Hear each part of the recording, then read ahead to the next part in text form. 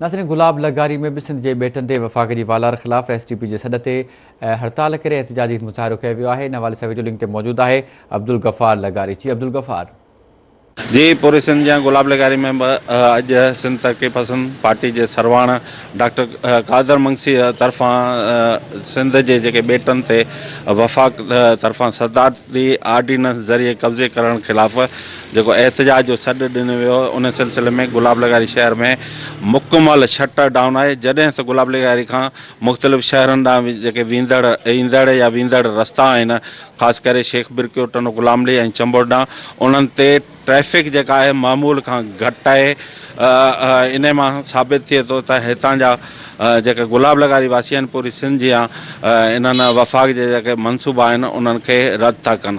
उन हवाले सां हिते शहरनि पारां जुलूस जेको आहे अब्दुल रशीद लगारी, यूसुफ लगारी जी अॻुवाणी में हिते रैली कढी वई आहे।